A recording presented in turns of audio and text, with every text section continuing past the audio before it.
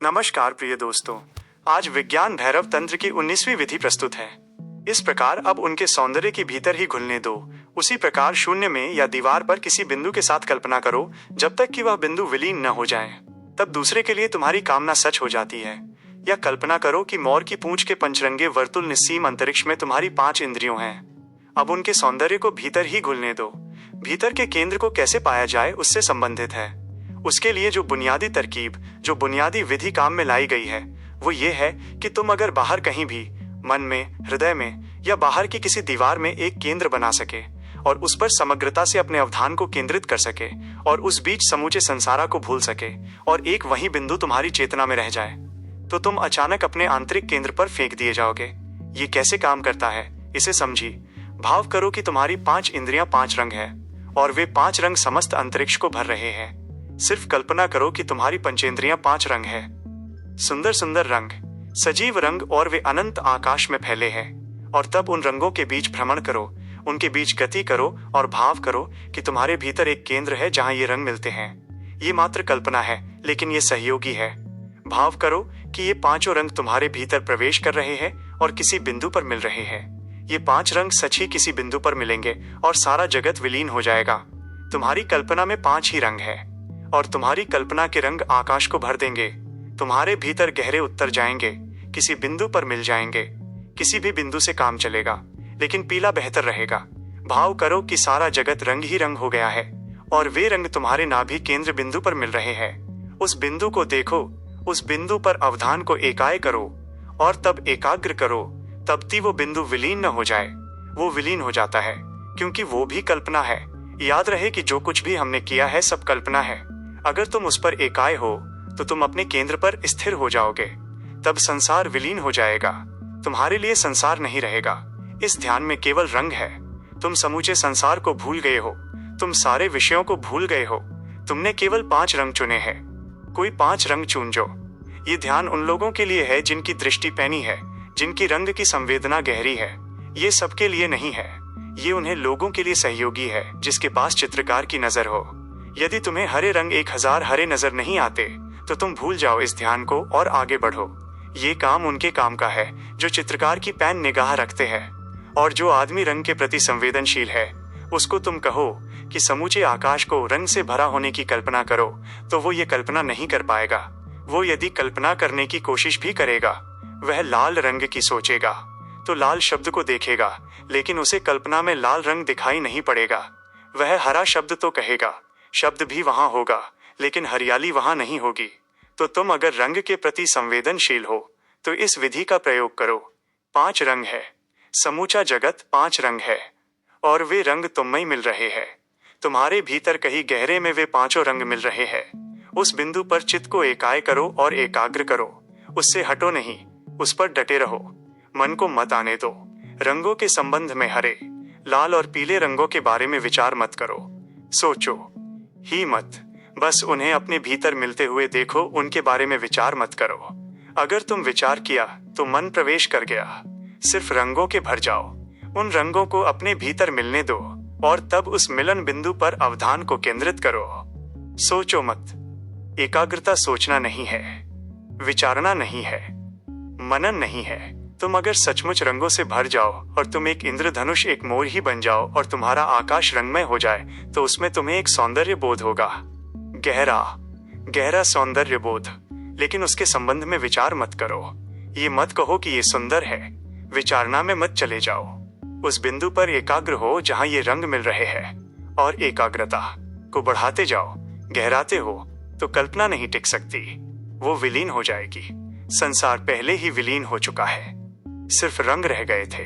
वे रंग तुम्हारी कल्पना थे और वे काल्पनिक रंग एक बिंदु पर मिल रहे हैं। वो बिंदु भी काल्पनिक था। अब गहरी एकायता से वो बिंदु भी विलीन हो जाएगा। अब तुम कहाँ रहोगे? अब तुम कहाँ हो? तुम अपने केंद्र में स्थित हो जाओगे। इसलिए सूत्र कहता है, शून्य में या दीवार में किसी बिंदु पर। यह सहयोगी होगा। अगर तुम रंगों की कल्पना नहीं कर सकते तो दीवार पर किसी बिंदु से काम चलेगा। कोई भी चीज एकाग्रता के विषय के रूप में ले लो। अगर वो आंतरिक हो, अंतस का हो तो बेहतर।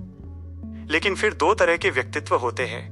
जो लोग अंतर्मुखी है उनके लिए उनके भीतर ही सब रंगों के मिलने की धारणा आसान है। लेकिन जो बहिर्मुखी लोग हैं वे भीतर की धारणा नहीं बना सकते। वे बाहर की ही कल्पना कर सकते हैं। उनकी चित्त बाहर ही यात्रा करता है। वे भीतर नहीं गति कर सकते। उनके भीतर कोई आंतरिकता नहीं है। अंग्रेज दार्शनिक डेविड ह्यूम ने कहा है, जब भी मैं भीतर जाता हूं वहां मुझे कोई आत्मा नहीं मिलती। जो भी मिलता है वो बाहर के प्रतिबिंब है, कोई विचार, कोई भाव। कभी किसी आंतरिकता का दर्शन नहीं होता। सदा बाहरी जगत ही वहां प्रतिबिंबित मिलता है। यह श्रेष्ठतम बहिर्मुखी चित्त है और डेविड सर्वाधिक बहिर्मुखी चित्त वालों से एक है। इसलिए अगर तुम्हें भी कुछ धारणा के लिए न मिले और तुम्हारा मन पूछे कि ये आंतरिकता क्या है, तो अच्छा है कि दीवार पर किसी बिंदु का प्रयोग करो। लोग मेरे पास आते हैं और पूछते हैं कि भीतर कैसे जाया जाए। उनके लिए ये समस्या है, क्योंकि अगर तुम बहिर्गामिता ही जानते हो, तुम्हें अगर बाहर बाहर गति करना ही आता है, तो तुम्हारे लिए भीतर जाना कठिन होगा। और अगर तुम बहिर्मुखी हो तो भीतर इस बिंदु का प्रयोग मत करो, उसे बाहर करो। नतीजा वही होगा। दीवार पर एक बिंदु बनाओ और उस पर चित्त को एकाय करो, लेकिन तब खुली आंख से एकाग्रता साधनी होगी। अगर तुम भीतर केंद्र बनाते हो तो बंद आंखों से एकाग्रता साधनी है। दीवार पर बिंदु बनाओ और उस पर एकाग्र हो। असली बात एकाग्रता के कारण घटती है, बिंदु के कारण नहीं। बाहर है या भीतर यह प्रासंगिक नहीं है, यह तुम पर निर्भर है। अगर दीवार पर देख रहे हो, एकाग्र हो रहे हो, तो तब तक एकाग्रता साधो जब तक वह बिंदु विलीन न हो जाए। इस बात को ख्याल में रख लो, जब तक बिंदु विलीन न हो जाए पलकों को बंद मत करो, क्योंकि उससे मन को फिर गति करने के लिए जगह मिल जाती है। इसलिए अपलक देखते रहो, क्योंकि पलक के गिरने से मन विचार में संलग्न हो जाता है। पलक के गिराने से अंतराल पैदा होता है और एकाग्रता नष्ट हो जाती है। इसलिए पलक झपकना नहीं है। तुमने बोधि धर्म के विषय में सुना होगा। मनुष्य के पूरे इतिहास में जो बड़े ध्यानी हुए हैं, वो उनमें से एक था। उसके संबंध में एक प्रीतिकर कथा कही जाती है। वो बाहर की किसी वस्तु पर ध्यान कर रहा था। उसकी आंखें झपक जाती थी और ध्यान टूट टूट जाता था, तो उसने अपनी पलकों को उखाड़कर फेंक दिया। बहुत सुंदर कथा है कि उसने अपनी पलकों को उखाड़कर फेंक दिया और फिर ध्यान करना शुरू किया। कुछ हफ्तों के बाद उसने देखा कि जहां उसकी पलकें गिरी थी, उस स्थान पर कोई पौधे उगाए थे। यह घटना चीन के एक पहाड़ पर घटित हुई थी। उस पहाड़ का नाम टा था, इसलिए जो पौधे वहां उगाए थे उनका नाम टी पड़ा। और यही कारण है कि चाय जागरण में सहयोगी होती है। इसलिए जब तुम्हारी पलकें झापकने लगे और तुम नींद में उतरने लगो, तो एक प्याली चाय पी लो। वे बोधि धर्म की पलकें है।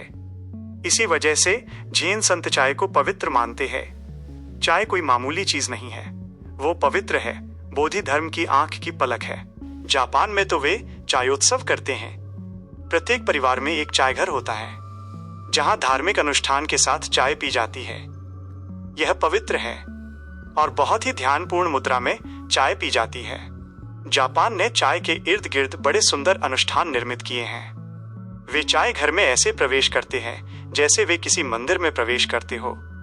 तब चाय तैयार की जाएगी और हर एक व्यक्ति मौन होकर बैठेगा और समोवार के उबलते स्वर को सुनेगा।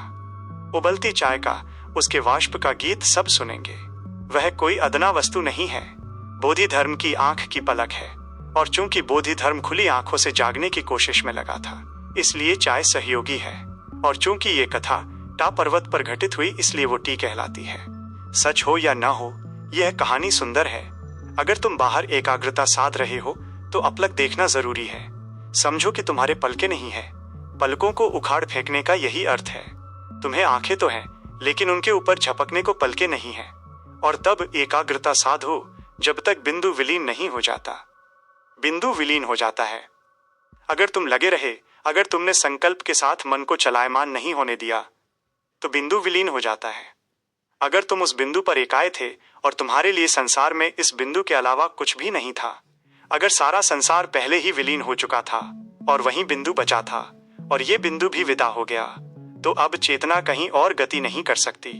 उसके लिए जाने को कहीं ना रहा। सारे आयाम बंद हो गए। अब चित्त अपने ऊपर फेंक दिया जाता है। अब चेतना अपने आप में लौट आती है और तब तुम केंद्र में प्रविष्ट हो गए।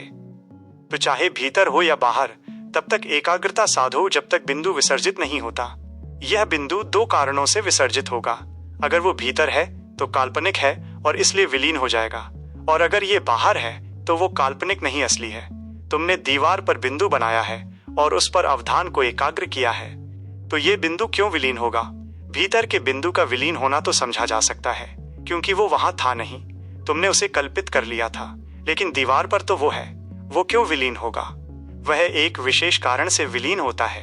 अगर तुम किसी बिंदु पर चित्त को एकाय करते हो तो यथार्थ में वो बिंदु विसर्जित नहीं होता है, तुम्हारा मन ही विसर्जित होता है। अगर तुम किसी बहम बिंदु पर एकाग्र हो रहे हो तो मन की गति बंद हो जाती है, और मन गति के बिना जी नहीं सकता। वो रुक जाता है, वो मर जाता है। और जब मन रुक जाता है, तुम बाहर की किसी भी चीज के साथ संबंधित नहीं हो सकते हो। तब अचानक सभी सेतु टूट जाते हैं, क्योंकि मन ही तो सेतु है। जब तुम दीवार पर किसी बिंदु पर मन को एकाग्र कर रहे हो तो तुम्हारा मन क्या करता है?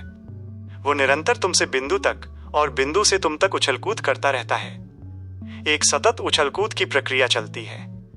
जब मन विचलित होता है तो तुम बिंदु को नहीं देख सकते, क्योंकि तुम यथार्थ आंख में से नहीं, मन से और आंख से बिंदु को देखते हो। अगर मन वहां न रहे तो आंखें काम नहीं कर सकती।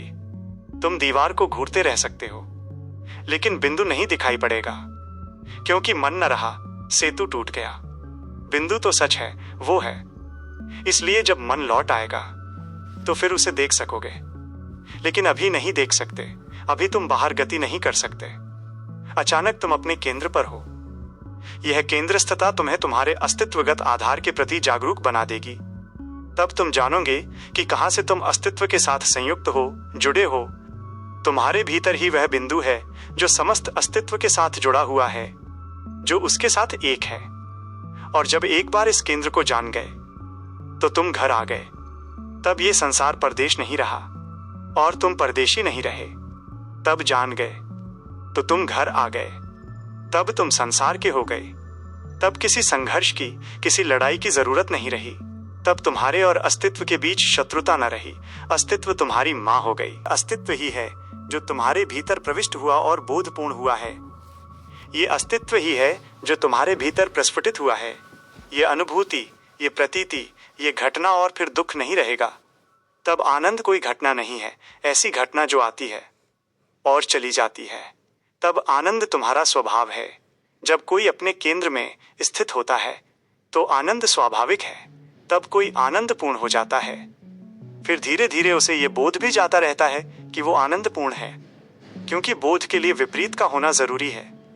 अगर तुम दुखी हो तो आनंदित होने पर तुम्हें आनंद की अनुभूति होगी, लेकिन जब दुख नहीं है तो धीरे धीरे तुम दुख को पूरी तरह भूल जाते हो, और तब तुम अपने आनंद को भी भूल जाते हो।